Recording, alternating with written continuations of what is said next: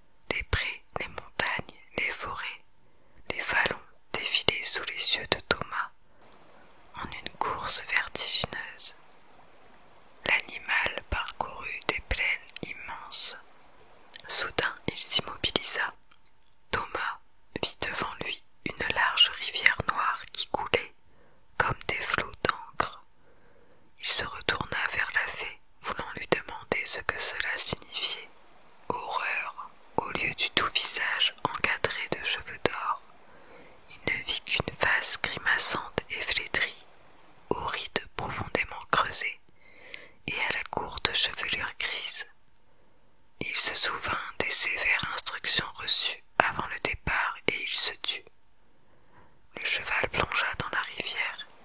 Quand il en ressortit de l'autre côté, sa robe était noire. Thomas s'abandonna à nouveau au galop du destrier. Encore une fois, celui-ci s'arrêta. Une immense nappe de feu barrait la route. Par-dessus son épaule, Thomas jeta un regard. À la place de l'affreuse mégère chevauchait un jeune démon. Dans sa figure écarlate s'ouvraient des yeux brillants, comme des escarboucles. Difficilement le poète réfréna la question qui montait à ses lèvres. Le coursier s'était élancé au milieu des flammes. Lorsqu'il les eut traversées, sa robe était d'un rouge ardent. Le paysage maintenant était tumultueux, les rocs s'entassaient sur les rocs. On n'apercevait pas la moindre trace de végétation. Une lumière glauque, dont on ne voyait pas la source, éclairait ce chaos. Brusquement, le coursier se raidit sur ses membres.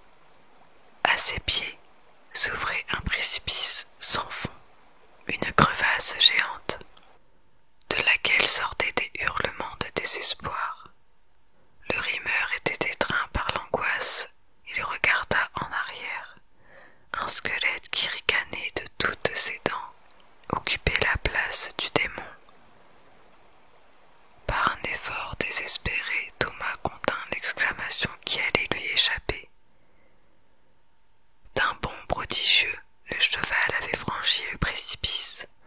Il galopait parmi les prairies riantes dont la verdure était tachetée de 1000 petites fleurs multicolores, comme l'étincelle d'été de myriades d'astres scintillants. Des sources d'eau claire coulaient le long des coteaux boisés. Tout provenait des senteurs enivrantes. Au milieu de la vaste étendue se dressait un arbre géant. Thomas ne pouvait pas discerner l'espèce à laquelle il appartenait. Ses feuilles étaient autant d'émeraudes, ses fleurs des rubis, et ses fruits des pommes d'or. Sous la ramure brillante et épanouie, le destrier fit halte. Mes pieds à terre glissa dans l'oreille du poète une voix harmonieuse, qu'il reconnut pour être celle de la reine des fées. Thomas exécuta l'ordre et il toucha le sol juste à temps pour recevoir dans ses bras l'adorable créature à la chevelure blonde et à la couronne fleurie. Émerveillé par tout ce qu'il voyait, tenté par la nouveauté des choses, grisé par l'air subtil et embaumé qu'il respirait, le rimeur posait à sa compagne 1000 questions auxquelles elle ne répondait que par des rires. Juste au-dessus de la tête de Thomas pendait une pomme d'or. L'envie lui vint d'y goûter. Il tendit la main. D'un geste brusque, la fée lui saisit le bras. « Imprudent !» s'écria-t-elle. « Qu'allais-tu faire ?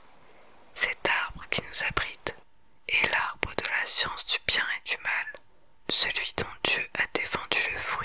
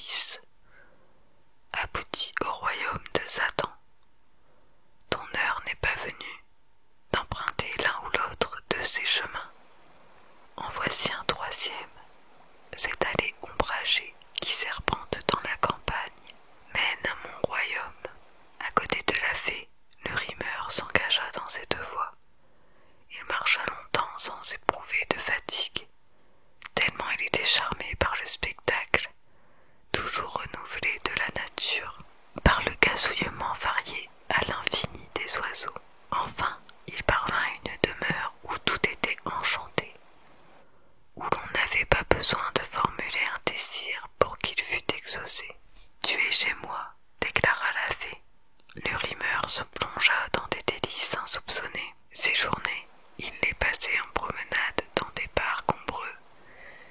Et le soir, les elfes, les lutins, les enfants fées exécutaient à son intention des ballets au son d'une musique invisible. Sa nourriture était le suc des fleurs et son breuvage une rosée parfumée.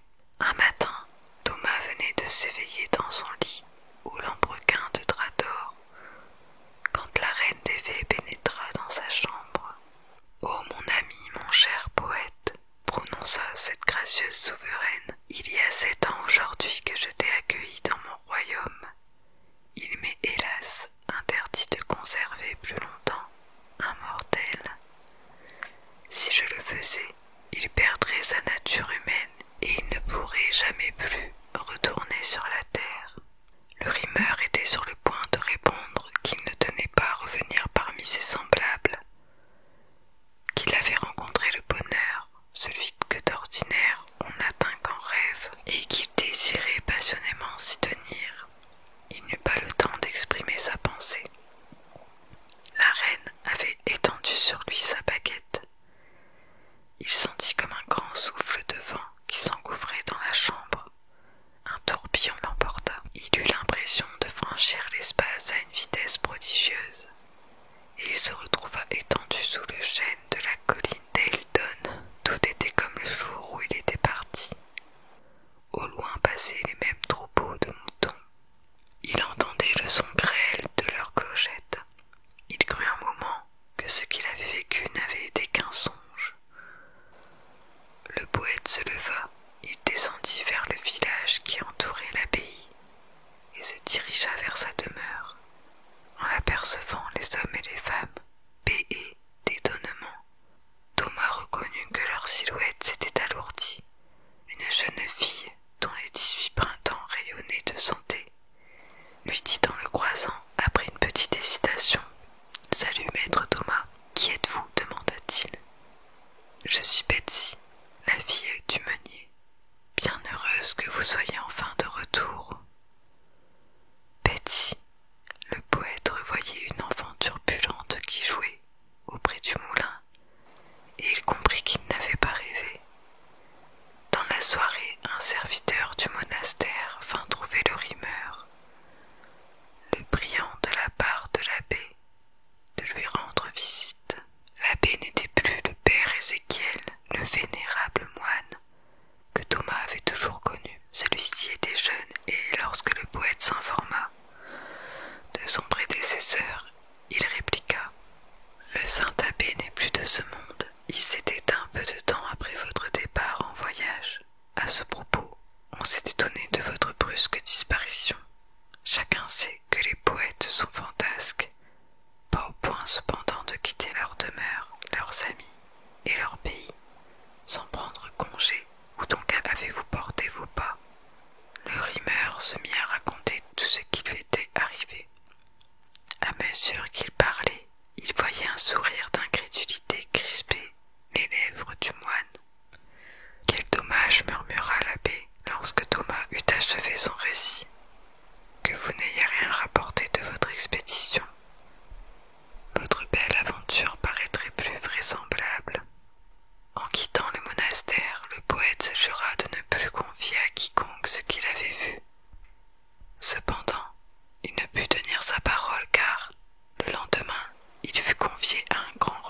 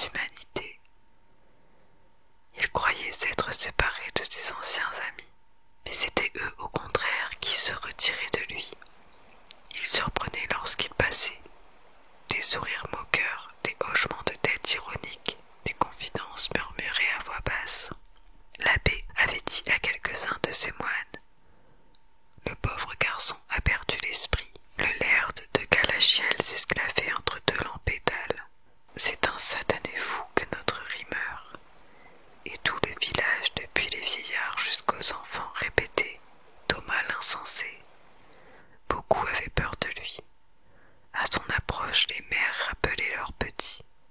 Les galopins, qui polissonnaient dans les fossés, le montraient du doigt. Thomas l'insensé. Un soir, qu'il revenait vers son cottage, plus morose que de coutume, il traversa un petit bois. En longeant un ruisseau, devant lui, une biche blanche s'abreuvait dans l'onde limpide. Il s'arrêta pour la considérer. La jolie bête tourna vers lui ses yeux. Il reconnut les prunelles aux paillettes d'or de la reine des fées. « Ô ma reine, s'écria-t-il, emmenez-moi vite dans votre royaume.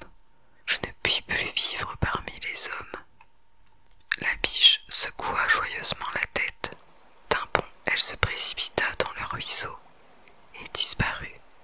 Sans hésiter, le poète se jeta dans l'eau à son tour. Jamais on ne le revit, jamais on n'en entendit plus parler.